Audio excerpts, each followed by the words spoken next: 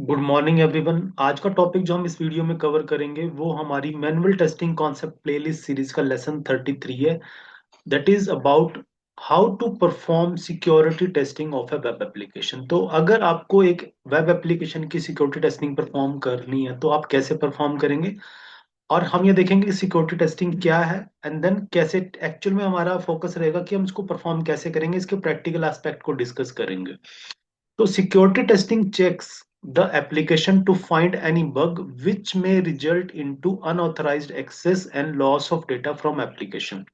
तो एप्लीकेशन की सिक्योरिटी का मतलब क्या होता है कि हमारी एप्लीकेशन में कोई भी अनऑथराइज्ड यूजर है वो हमारी एप्लीकेशन को एक्सेस ना कर सके और हमारी एप्लीकेशन में किसी भी टाइप का डेटा का लॉस ना हो। तो यही जो मेन ऑब्जेक्टिव है सिक्योरिटी टेस्टिंग का होता है कि सिक्योरिटी टेस्टिंग ये चेक करती है और अ, ये इंश्योर करती है कि हमारी एप्लीकेशन में कोई भी यूजर, कोई भी ऐसा बग नहीं है जिसकी वजह से हमारी एप्लीकेशन में अनऑथराइज एक्सेस कर सकें यूजर्स और हमारी एप्लीकेशन का डेटा वहां पे लॉस हो। ठीक है, तो ये सिक्योरिटी टेस्टिंग यहाँ पे इंश्योर करती है। अब सिक्योरिटी टेस्टिंग परफॉर्म कैसे करेंगे वो हम यहाँ देखते हैं।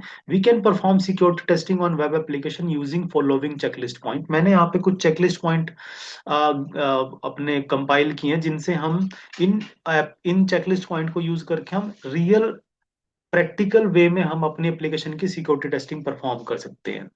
ये जो टेस्टिंग की चेकलिस्ट है ये जेनरिक है, यानी कि ये किसी स्पेसिफिक एप्लीकेशन के लिए नहीं है। किसी भी वेब एप्लीकेशन पे आप ये पॉइंट्स जो हैं, चेकलिस्ट पॉइंट है, इनको आप यूज कर सकते हो। तो पहला पॉइंट क्या है यहाँ पे? The first point is only authenticated user should be able to access the restricted area of the application. यानी कि यहाँ मतलब क्या है कि अगर आपके एप्लीकेशन के अंदर जो कुछ रिस्ट्रिक्टेड एरियाज हैं उनको सिर्फ और सिर्फ ऑथेंटिकेटेड यूज कर सके, यानी कि आफ्टर द लॉगिन ही वो हमारे एरियाज एक्सेस हो सके। जैसे कि डैशबोर्ड पेज है, तो डैशबोर्ड पेज क्या होता है, आपको यूजर को तब नजर आता है जब वो लॉगिन कर ले। तो और लॉगिन भी ऐसा ना हो कि सिर्फ वैलिड यूजर ही हमारा लॉगिन कर सके। ऐसा ना हो कि कोई यूजर इनवैलिड लॉगिन या किसी तरीके से ट्रिक करके हमारा यूजर वो एप्लीकेशन को एक्सेस कर सके। तो ऑथेंटिकेशन प्रॉपर वर्क करनी चाहिए। Then next point is authorization should be working properly. जो ऑथराइजेशन है वो हमारी यहाँ पे प्रॉपरली वर्क करनी चाहिए। यानी कि ऑथराइजेशन का मतलब होता है कि एक यूजर को आपकी एप्लीकेशन में कौन सा एरिया एक्सेस है। ठीक है, यानी कि जैसे फ्रंट एंड का यूजर है तो फ्रंट एंड के यूजर को सिर्फ फ्रंट एंड की एप्लीकेशन का एक्सेस होता है। जो एडमिन यूजर्स होते हैं उनको एडमिन सेक्शन का एक्सेस होता है। तो वहां पे ये ऑथराइजेशन हमारी एप्लीकेशन में प्रॉपर वर्क करनी चाहिए। यानी कि जिस यूजर को जो एरिया ऑथराइज किया गया है वो अपने लॉगिन के बाद सिर्फ उसी एरिया को एक्सेस कर सके। ऐसा ना हो कि फ्रंट एंड यूजर एडमिन का एरिया एक्सेस कर सकता हो। नो, ऐसा नहीं होना चाहिए। तो ऑथराइजेशन वर्क करनी चाहिए। Direct URL access should not be allowed for those pages which user can see only after login। तो ऐसा नहीं होना चाहिए कि डायरेक्ट यूआरएल एक्सेस का मतलब क्या है कि आपने एक एप्लीकेशन में लॉगिन किया और आप इनर एरिया में आ चुके हो, यानी कि जो इंटरनल एरिया है जहां पे जो एरिया आपको लॉगिन के बाद नजर आता है। तो आप अगर उस पर्टिकुलर पेज का यूआरएल किसी फ्रेश ब्राउजर में ओपन करें तो ऐसा नहीं होना चाहिए कि आपको वो पेज डायरेक्टली ओपन हो जाए। आपको वो डायरेक्ट यूआरएल एक्सेस नहीं होने चाहिए, यानी कि वो पेजेस के एक्सेस तभी हो जब आप लॉगिन करें। तो ये डायरेक्ट यूआरएल एक्सेस के अंदर हमें यहाँ पे इंश्योर करना होता है कि डायरेक्ट एक्सेस ना हो, लॉगिन करने के बाद ही यूजर एक्सेस कर सके। ठीक है, फिर आता है login user session time out should be set. यानी कि कुछ एप्लीकेशंस ऐसी होती हैं जहां पे अगर आप कुछ पर्टिकुलर टाइम के लिए आपने लॉगिन किया, जैसे कि बैंक की एप्लीकेशन होती है, हम बैंक की एप्स यूज करते हैं।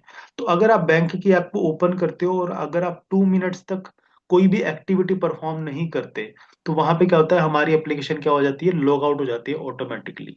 तो ये जो ऐसी हमारी कुछ एप्लीकेशन है जिसके अंदर कुछ सेंसिटिव हमारी जो एप्स हैं, जैसे बैंकिंग की एप्स है या कोई और भी एप्स हैं, तो वहां पे ऐसा होना चाहिए कि अगर हमारा यूजर इनएक्टिव रहता है एक स्पेसिफिक टाइम से ज्यादा तो हमारी एप्लीकेशन क्या करे, उसको लॉग आउट परफॉर्म कर दे।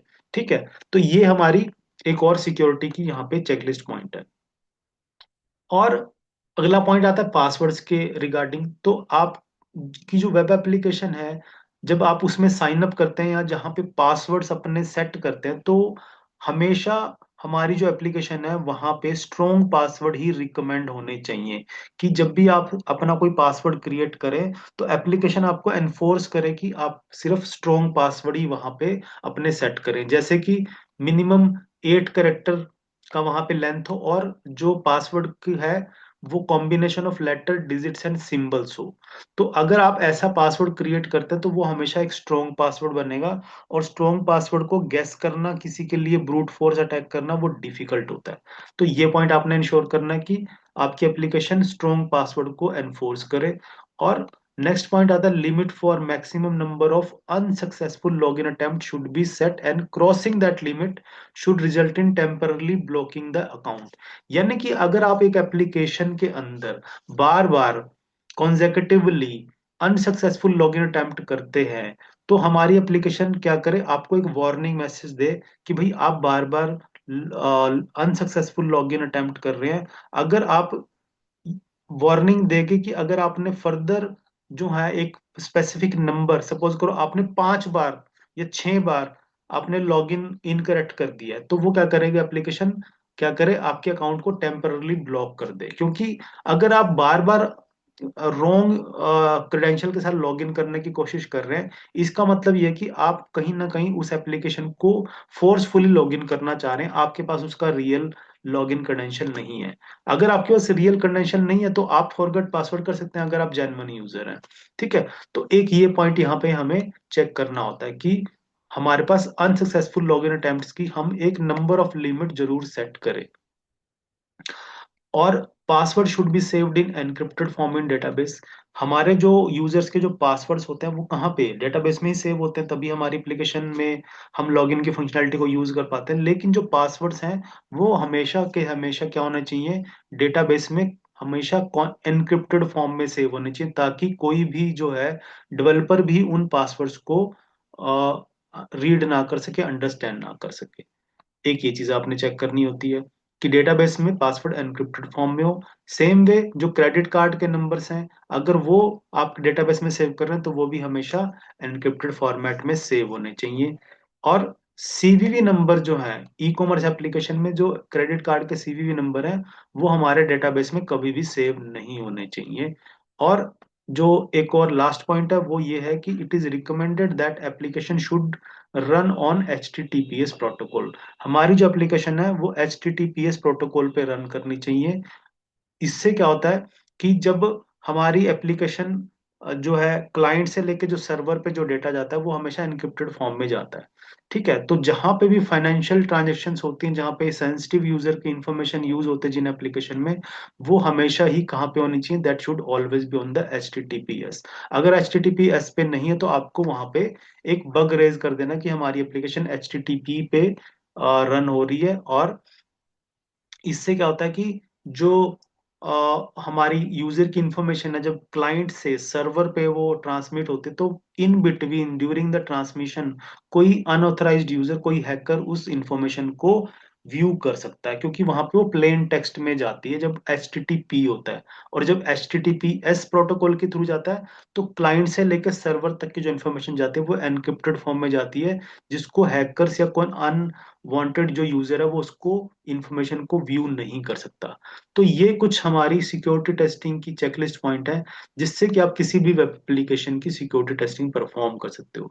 आई होप ये जो चेकलिस्ट है मैंने क्विकली यहाँ पे जो गो थ्रू कराई है आपको अंडरस्टैंड हुई है, और आप इसको अपनी जब प्रैक्टिकली किसी वेब एप्लीकेशन को आप टेस्ट करें, तो वहां पे आप सिक्योरिटी टेस्टिंग के चेकलिस्ट को यूज कर सकते हैं।